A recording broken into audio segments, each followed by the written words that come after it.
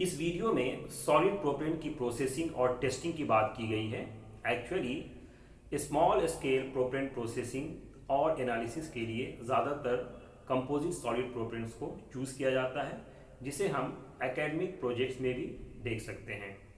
इसे देखते हुए हमने कंपोजिट सॉलिड प्रोपेन की प्रोसेसिंग और टेस्टिंग को एक्सप्लेन करने की कोशिश की है। हालांकि कंपोजिट सॉलिड प्रोपेन की प्रोसेसिंग और टेस्टिंग काफ़ी कॉम्प्लिकेटेड है। तो आइए पावर पॉइंट स्लाइड से हम सॉलिड प्रोपेन की प्रोसेसिंग और टेस्टिंग को समझने की कोशिश करते हैं। इस वीडियो की शुरुआत हम कंपोजिट सॉलिड प्रोपेन में यूज़ होने वाले इंग्रेडिएंट से करेंगे। ये स्लाइड एक्चुअली रीकैप है पिछले वीडियो का, जहां हमने कंपोजिट सॉलिड प्रोपेन के इंग्रेडिएंट्स पे डिस्कस किया था। क्योंकि फ्यूल और ऑक्सीडाइज़र सॉलिड फॉर्म में है, इसलिए हमें एक बाइंडर की ज़रूरत है, जिसका हम यहाँ पे यूज़ करेंगे। प्रोपेन में क्रैक को रोकने के लिए प्लास्टिसाइज़र का यूज़ किया जाता है, और क्यूरिंग एजेंट का फंक्शन है प्रोपेन मिक्सचर को क्योर करना, यानी मिक्सचर को सेमी सॉलिड से सॉलिड स्टेट में पहुंचाना। तो आइए अब हम अगले स्लाइड में देखते हैं कि यहाँ कौन कौन सा इंग्रेडिएंट्स यूज़ होने वाला है। कंपोजिट सॉलिड प्रोपेन के 5 इंग्रेडिएंट्स का नाम इस स्लाइड में मेंशन किया गया है, जिसे हम यहाँ प्रोपेन प्रोसेसिंग में यूज़ करने वाले हैं। फ्यूल एल्युमिनियम है, जो फाइन पाउडर फॉर्म में है। यहाँ एल्युमिनियम पाउडर के पार्टिकल का साइज़ लगभग 1 से 5 माइक्रोमीटर माना जा सकता है। ऑक्सीडाइज़र अमोनियम परक्लोरेट है, जिसका क्रिस्टल हमें पिक्चर में दिख रहा है,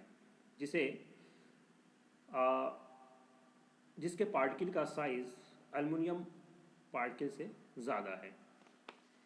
बाइंडर हाइड्रोक्सिल टर्मिनेटेड पॉलीब्यूटाडाइन है, यानी HTPB है, जो थिक लिक्विड फॉर्म में बॉटल में दिख रहा है यहाँ पे।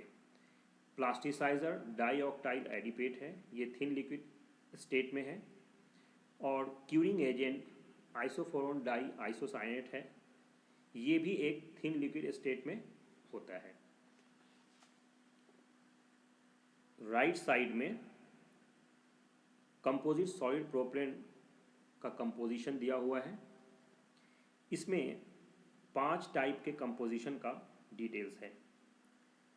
फर्स्ट में 68% अमोनियम परक्लोरेट है और 18% एल्युमिनियम है, और रिमेनिंग 14% HTPB है।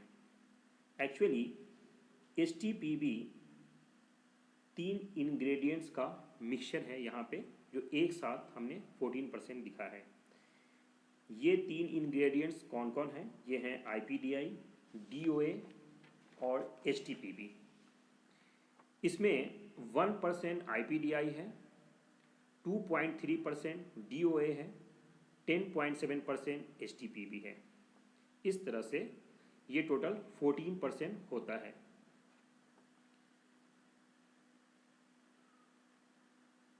टू, 3 और 4 कॉम्बिनेशंस में AP को रिड्यूस किया गया है और एल्युमिनियम के परसेंटेज को इंक्रीज़ किया गया है। साथ ही साथ 14% HTPB को सभी कॉम्बिनेशंस में कांस्टेंट रखा गया है।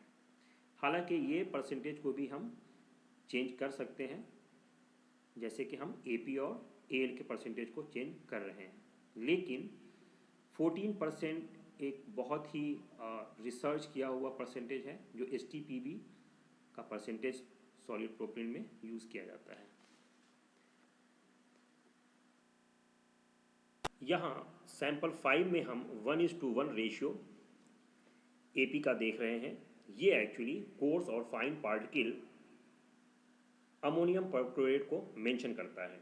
यहाँ 1:1 रेशियो में फाइन और कोर्स अमोनियम पार्टिकल लिया गया है, यानी कि 50% फाइन एंड 50% कोर्स पार्टिकल्स। ये आइडिया, यानी कि ये फाइन और कोर्स का कॉम्बिनेशन प्रोपेन के परफॉर्मेंस को इन्हेंस करने के लिए लिया जाता है। इस पर हम अगले वीडियो में चर्चा करेंगे। ये सभी कंपोजिशंस स्टैंडर्ड प्रोपेन का कंपोजिशन है जो ज़्यादातर यूज़ किया जाता है। हालांकि मॉडर्न डेज में प्रोपेन कंपोजिशन बहुत ही ब्रॉड है। इस स्लाइड में हम सेफ्टी और प्रिकॉशंस की बात करेंगे। यहाँ पर दो चीज़ों पर ध्यान देना है। फर्स्ट है हमारी अपनी सेफ्टी, क्योंकि ये सारे इंग्रेडिएंट्स टॉक्सिक नेचर के होते हैं। अगर इंसान ज़्यादा देर तक इन इंग्रेडिएंट्स से एक्सपोज हो जाता है तो कैंसर या सांस से जुड़ी बीमारियां हो सकती है। इसलिए मास्क का यूज़ कंपलसरी है। नॉर्मल मास्क न यूज़ करके हमें इंडस्ट्रियल मास्क ही यूज़ करना चाहिए जो पूरी तरह से हमें प्रोटेक्शन दे सके। ये मास्क यहाँ पे हमें दिख रहा है। इसी प्रकार ये केमिकल्स स्किन को भी डैमेज कर सकते हैं, इसलिए प्रोसेसिंग के टाइम ग्लव्स लगाना भी कंपल्सरी है, यानी कि ये हैंड ग्लव्स। सेकंड है इंग्रेडिएंट्स की सेफ्टी, क्योंकि ये इंग्रेडिएंट्स एटमॉस्फेरिक कंडीशन पे अपनी प्रॉपर्टीज़ को चेंज कर सकते हैं। फॉर एग्जांपल, एल्युमिनियम पार्टिकल्स हवा में मौजूद ऑक्सीजन से रिएक्शन कर एल्युमिनियम ऑक्साइड बना सकता है, जो प्रोपेन के परफॉर्मेंस को घटा सकता है। पार्टिकल साइज जितना छोटा होगा, एल्युमिनियम का ऑक्सीडेशन उतना ही ज़्यादा होगा, क्योंकि साइज रिड्यूस होने से पार्टिकल का सरफेस एरिया बढ़ जाता है, जिससे रिएक्शन फास्ट हो जाता है।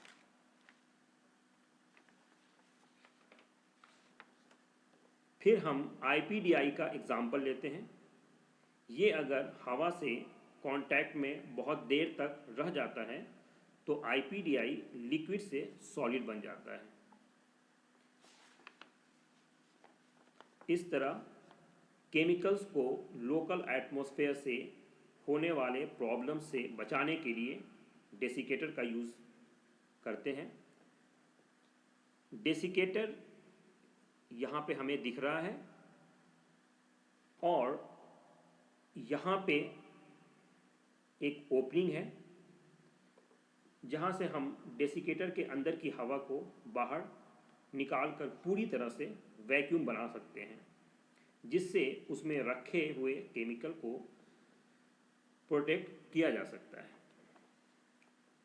अगर एल्युमिनियम का साइज नैनो रेंज में होगा तो हम इनर्ट चैम्बर का यूज़ करते हैं, जब तक कि हम एल्युमिनियम को STPB में मिक्स न कर दें। नहीं तो एल्युमिनियम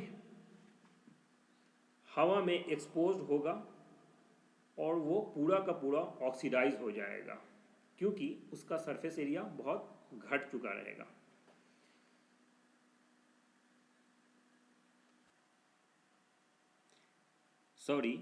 साइज घटने से सरफेस एरिया बढ़ जाता है।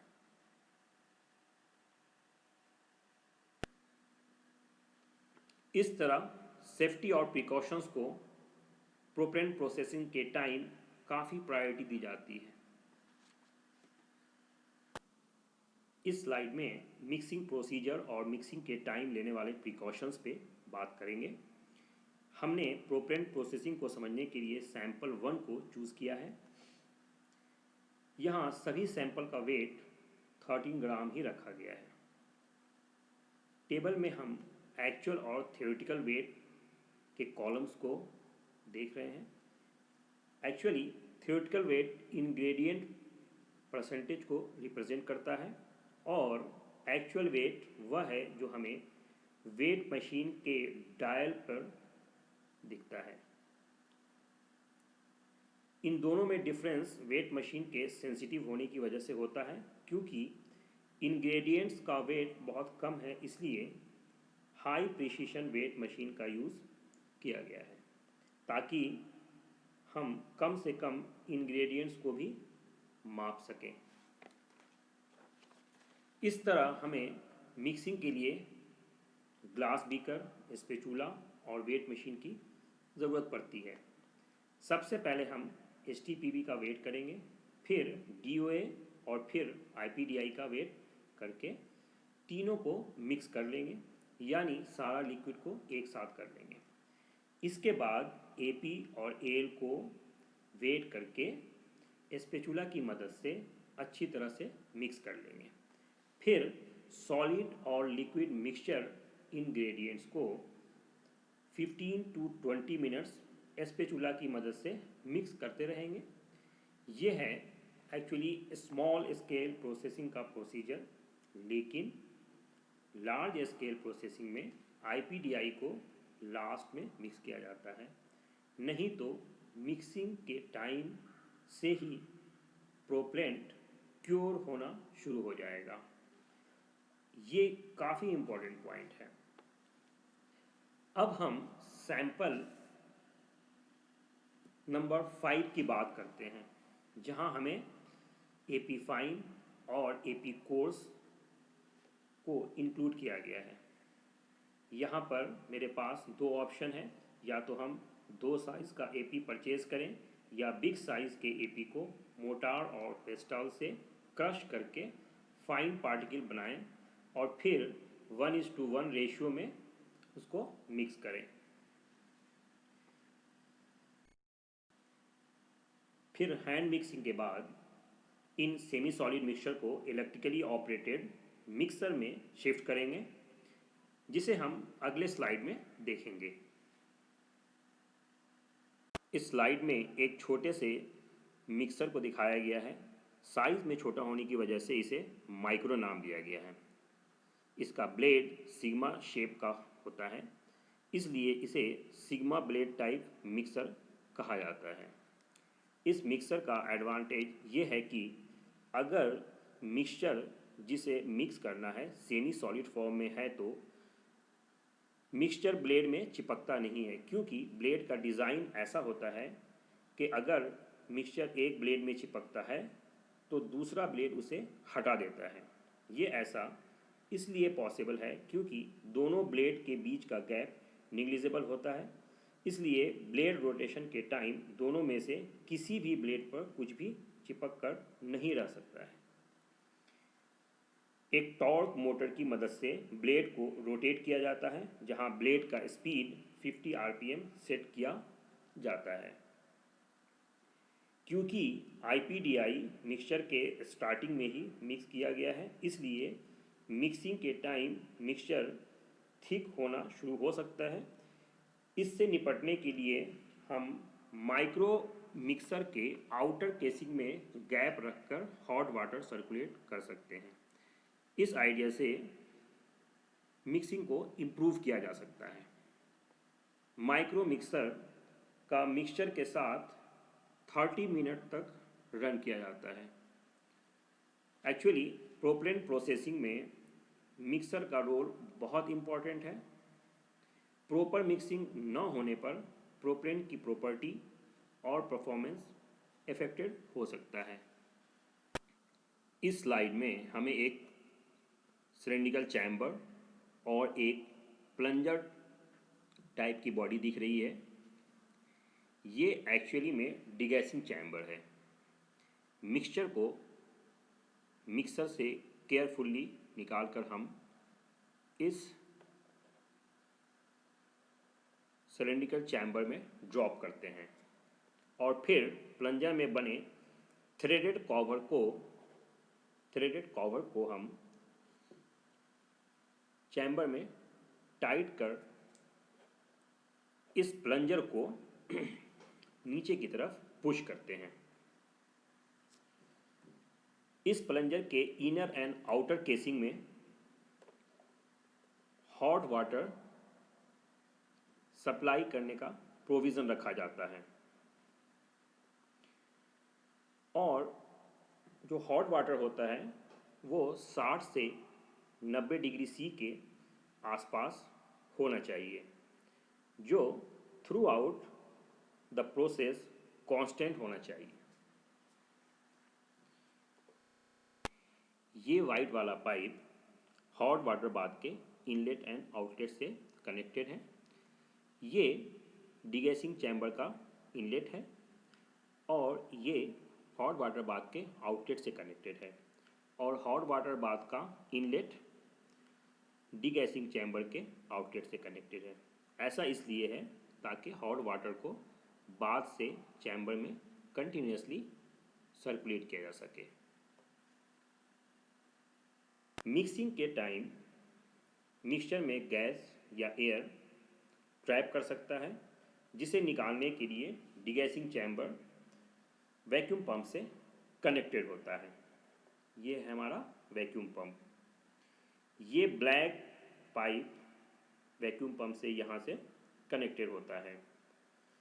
इस चैम्बर को -1 एटमॉस्फेयर तक वैक्यूम किया जाता है। वैक्यूम पंप की मदद से हम मिक्सचर में छिपे सभी एयर पॉकेट्स को इस तरह से समाप्त कर देते हैं। साथ ही साथ हम प्लंजर को ऊपर से प्रेस भी करते रहते हैं। इस तरह डिगैसिंग चैम्बर की मदद से हम मिक्सचर को कंप्रेस्ड कर सिलिंड्रिकल सॉलिड शेप में बना लेते हैं। फिर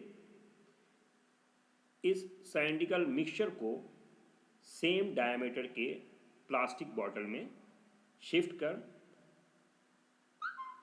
हम अगले प्रोसेस की तरफ मूव करते हैं। इस स्लाइड में हम एक ओवन देख रहे हैं। साथ ही साथ ओवन के अंदर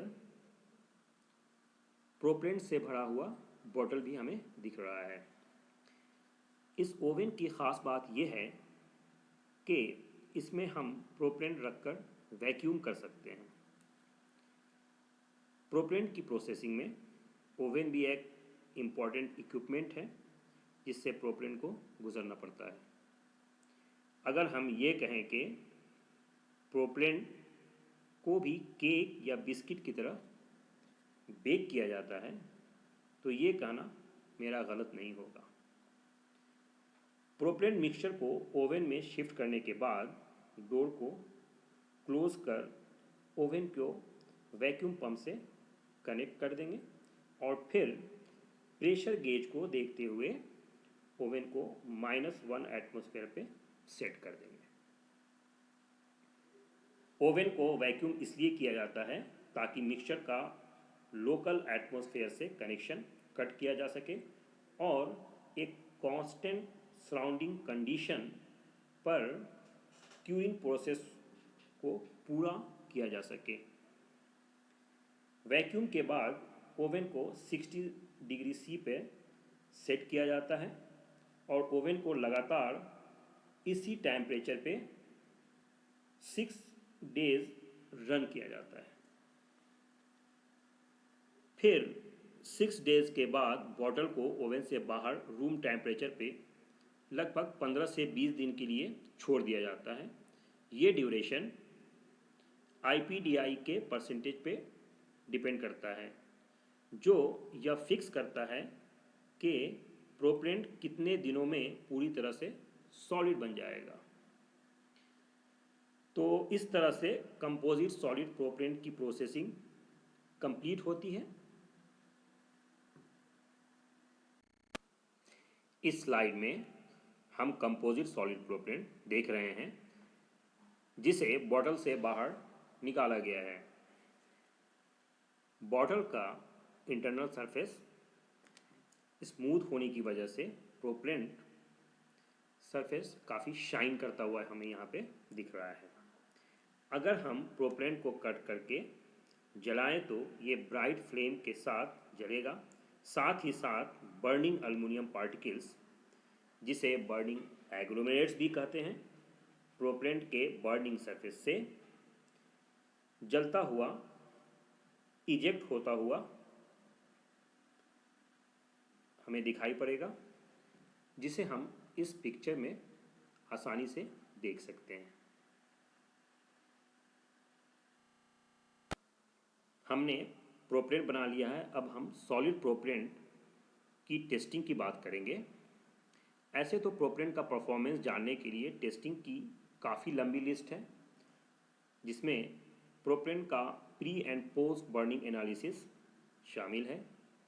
साथ ही साथ बर्निंग के समय प्रोपेन के कैरेक्टर को भी एनालाइज किया जाता है, यानी कि बर्निंग कैरेक्टरिस्टिक्स को जानने की कोशिश की जाती है। रिग्रेशन रेट सॉलिड प्रोपेन का एक बेसिक और इम्पॉर्टेंट एनालिसिस है। रिग्रेशन रेट क्या है, इसे हम इस स्लाइड से समझने की कोशिश करेंगे। रिग्रेशन रेट का सिंपल लैंग्वेज में मतलब ये है कि टाइम के रेस्पेक्ट में प्रोपेन कितना जलता है। यहाँ पे एक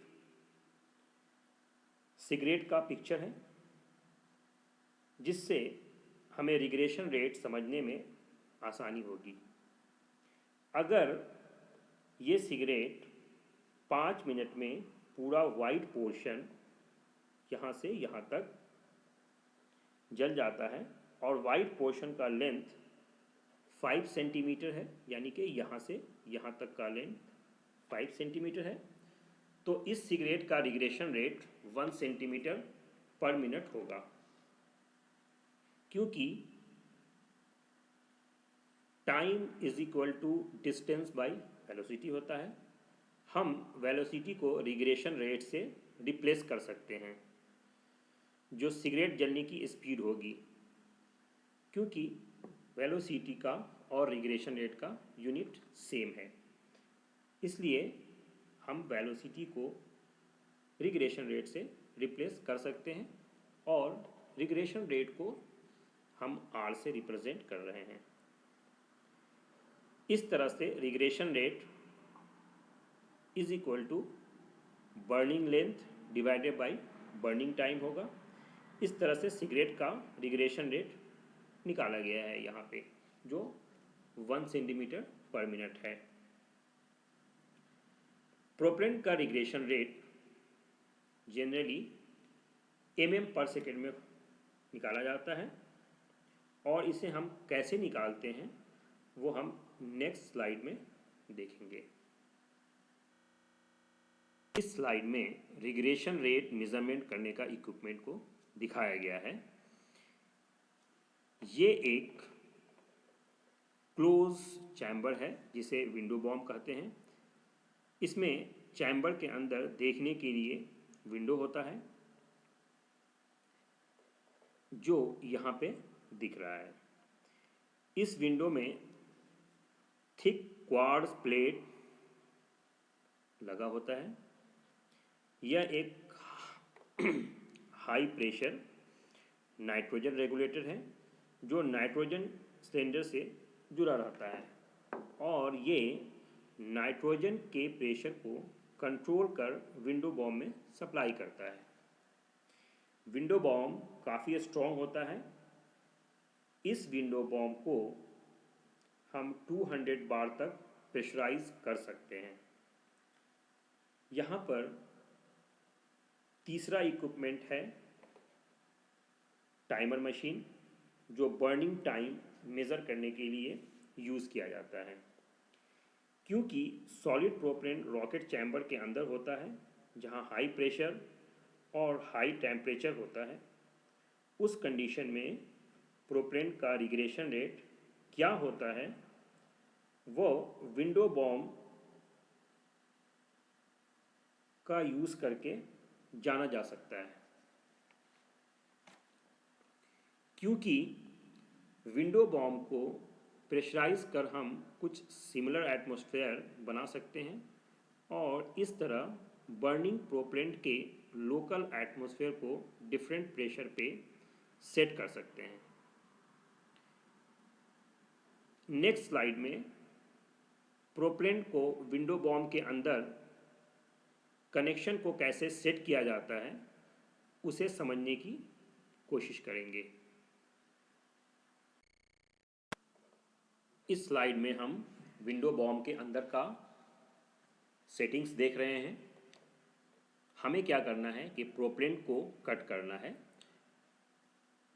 फॉर एग्ज़ाम्पल, हम एक स्क्वायर क्रॉस सेक्शन का प्रोपेन को कट करते हैं 5 mm या 10 mm साइड्स का प्रोपेन को कट करने के बाद उसमें हम नाइक्रोम वायर इंसर्ट करते हैं और उस डिस्टेंस को हम लोग पहले से मेंशन कर लेते हैं। सपोज़ ये कनेक्शन जो पहला इंसर्ट दिख रहा है वायर का, यहाँ से यहाँ का डिस्टेंस 5 mm, यहाँ से यहाँ का भी डिस्टेंस 5 mm और यहाँ से यहाँ का भी डिस्टेंस 5 mm है। हर 5 mm पे हम नाइक्रोम वायर को इंसर्ट करते हैं इस कॉर्नर से उस कॉर्नर तक। इसके बाद फिर हम इन नाइक्रोम वायर्स को टाइमर मशीन से कनेक्ट कर देते हैं। टाइमर मशीन में बहुत सारा ऑप्शन है जो हम उसमें 3 ऑप्शंस को चूज़ करते हैं, यानी कि 3 वायर्स को, wire number 1, wire number 2, wire number 3, इन तीनों को चूज़ करके उन वायर्स से, नाइक्रोम वायर से कनेक्ट कर देते हैं और वहाँ से फिर एक हमारा कनेक्शन टाइमर मशीन से होता है और एक प्रोसेस कंप्लीट वायर होता है जो यहाँ पे दिख रहा है, और ये जो ब्लैक वाला है ये कॉमन वायर है जो सारे वायर्स से यहाँ से कनेक्ट है।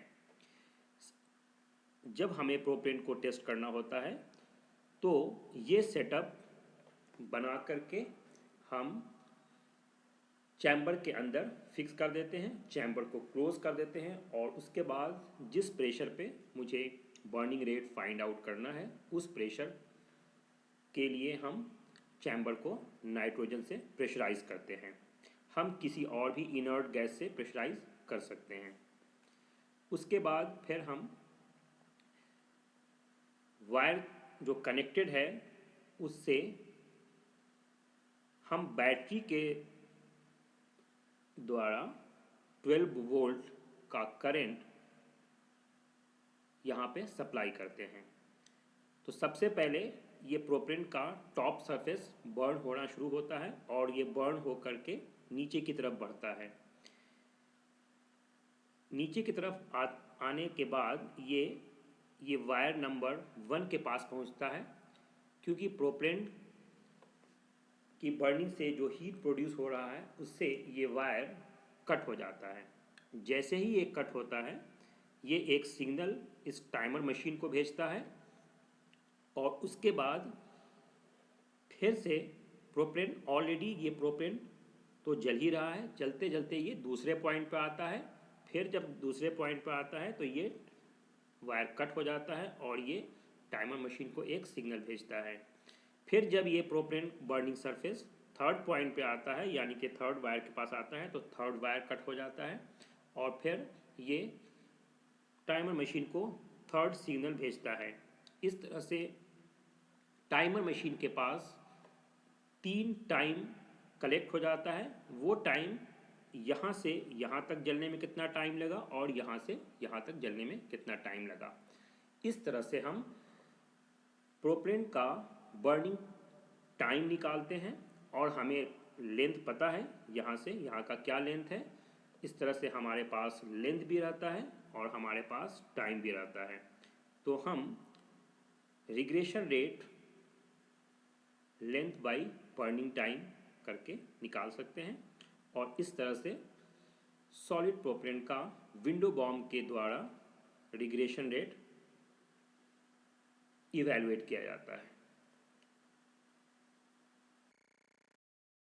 विंडो बॉम्ब के द्वारा बर्निंग रेट इवैल्यूएशन को दिखाया गया है कि हमारा क्या रिजल्ट आया है।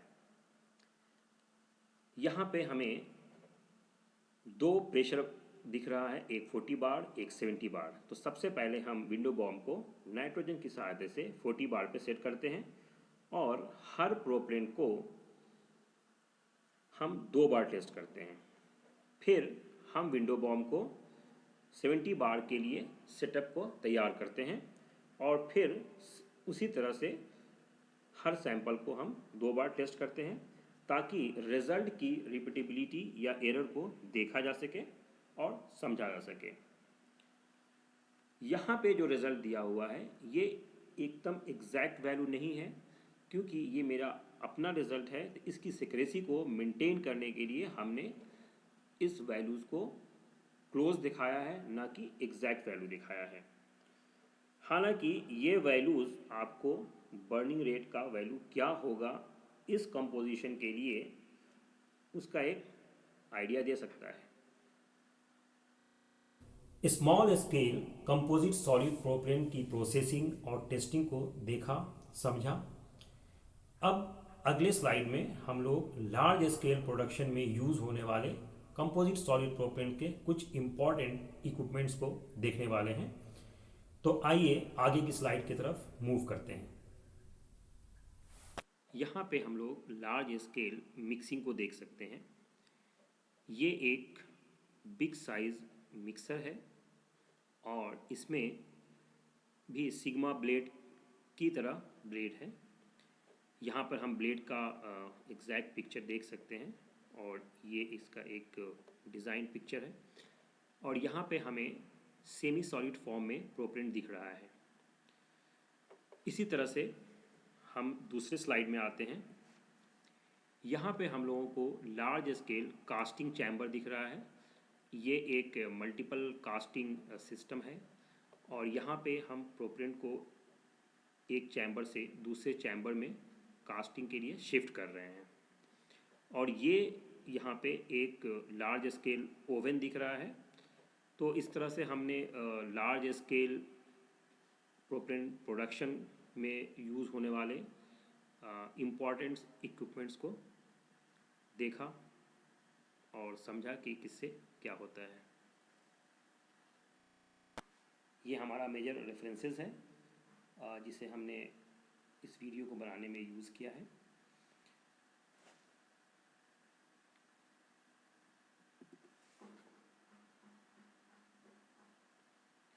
इस तरह से हमारा ये वीडियो अब यहाँ पे समाप्त होता है।